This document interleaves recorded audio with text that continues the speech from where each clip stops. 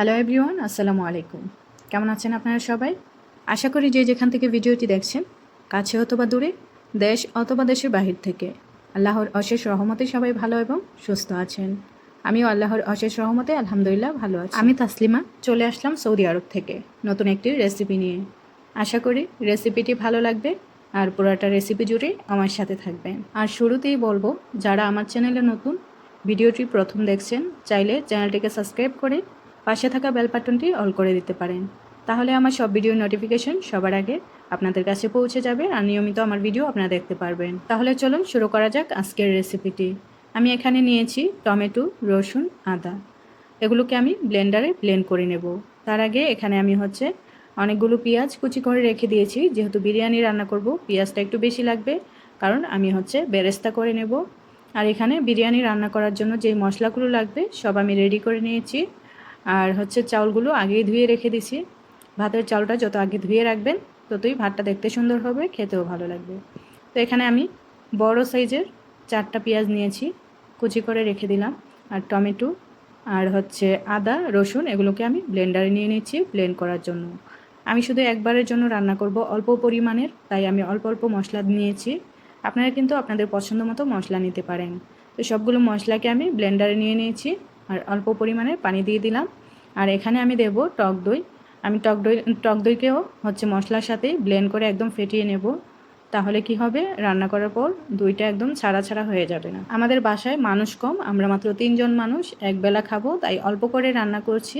আপনারা কিন্তু আপনাদের বাসার সদস্য অনুযায়ী চাউল অথবা মশলা সব কিছুই বাড়িয়ে কমিয়ে নিতে পারেন। তো সবগুলোকে আমি এভাবে ব্লেন্ড করে নিয়েছি। আর আমি লাস্টে একটু পেঁয়াজ বেরেস্তা দিয়ে ব্লেন্ড করে নিচ্ছি। এখন আমি চলে যাব সরাসরি পেঁয়াজ বেরেস্তায়। প্রথমেই আমি এখানে পরিমাণ মতো তেল নিয়েছি। তেলটা যখন গরম হয়ে গেছে, তখন আমি এখানে দিয়ে দিলাম পেঁয়াজগুলোকে আগেই বেরেস্তা করে উঠিয়ে নেব। পেঁয়াজটাকে আমি দাঁড়িয়ে থেকে ভেজে নেব, একদম ব্রাউন কালার করে ভেজে নেব। আর আমার বেশিরভাগই পেঁয়াজ বেরেস্তা করতে গেলে পেঁয়াজের কালারটা কালো হয়ে যায়, কারণ আমি অনেক কাজ করি, এক কাজে দাঁড়িয়ে থাকি না। এক কাজ করতে গেলে অনেক কাজ একসাথে করি, তাই আজকে ভাবলাম যে একদম দাঁড়িয়ে থেকে বেরেস্তা করব, যেন পুড়ে না যায়। তো পেঁয়াজ বেরেস্তা করে উঠিয়ে নিয়েছি। আর অল্প একটু পেঁয়াজ ছিল, আমি ওইটা দিয়ে ভেজে নিয়েছি ঘিয়ের সাথে। তারপর আমি ব্লেন্ড করা যে মশলাগুলো ছিল সবগুলো দিয়ে দেব। এখন মশলাটাকে ভালো করে কষিয়ে নেব, একদম শুকিয়ে যখন তেলটা উপরে ভেসে আসবে, তখন আমি মুরগির মাংস দিয়ে দেব।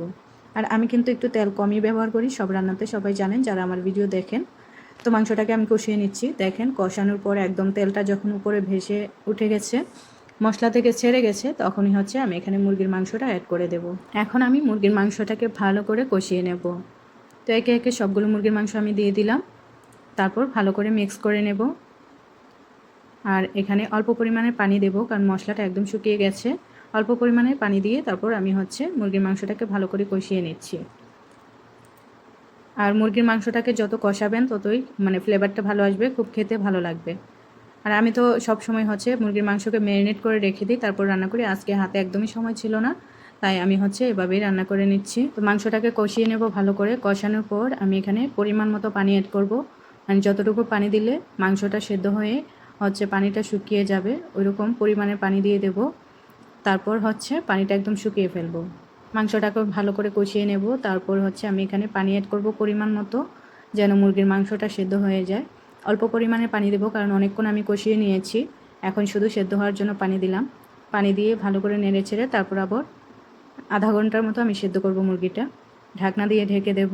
মুরগিটাকে সেদ্ধ হতে দিয়ে আমি অন্য একটা পাতিলে আলাদা করে ভাতটা রান্না করে নেব। এখানে আমি পানি ফুটিয়ে নিয়েছি, তারপর দিয়ে দিলাম আস্ত জিরা আর লবণ পরিমাণ মতো দিয়ে, এখানে আমি একটু পেঁয়াজ বেরেস্তা করার যে তেলটা আছে ওই তেলটা দিয়ে দিলাম, ফ্লেভার আসবে ভালো। দিয়ে আমি এখানে আগে থেকে ধুয়ে রাখা চাউলটা দিয়ে দেব।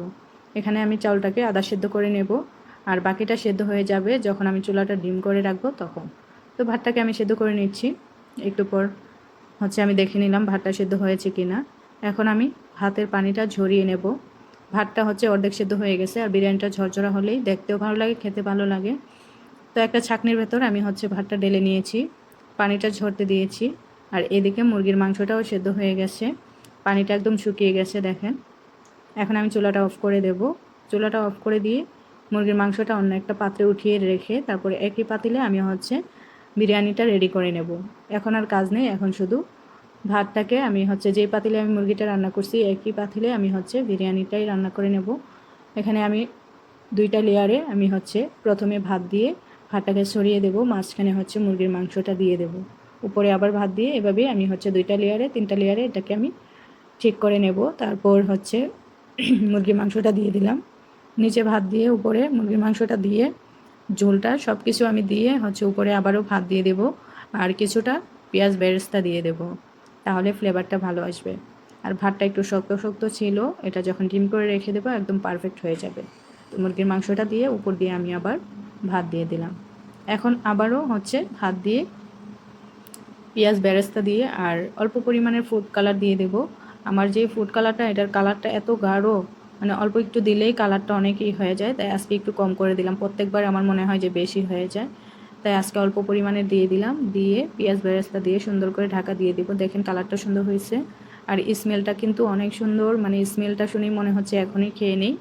যাই হোক, এই তো আমার রান্নাটা কমপ্লিট। আমার এই রেসিপিটা আপনাদের কাছে কেমন লাগলো অবশ্যই কমেন্ট করে জানাবেন। রান্নাটা আমার হয়ে গেছে, দেখেন বিরিয়ানিটা কতটা ঝরঝরে হয়েছে। তো এই ছিল আমার আজকের বিরিয়ানির রেসিপি। আপনাদের কাছে কেমন লাগলো কমেন্ট করে জানাতে ভুলবেন না। আর যারা যারা ভিডিওটি দেখছেন, শেষ অবধি দেখছেন, তাদেরকে জানাই অসংখ্য ধন্যবাদ। সবাই লাইক কমেন্ট শেয়ার করতে ভুলবেন না। আর সবাই ভালো থাকবেন, সুস্থ থাকবেন। যারা যারা এখনও সাবস্ক্রাইব করেননি চ্যানেলটাকে সাবস্ক্রাইব করে দিয়ে পাশে থাকা বেল বাটনটি অল করে দিবেন। আল্লাহ হাফেজ।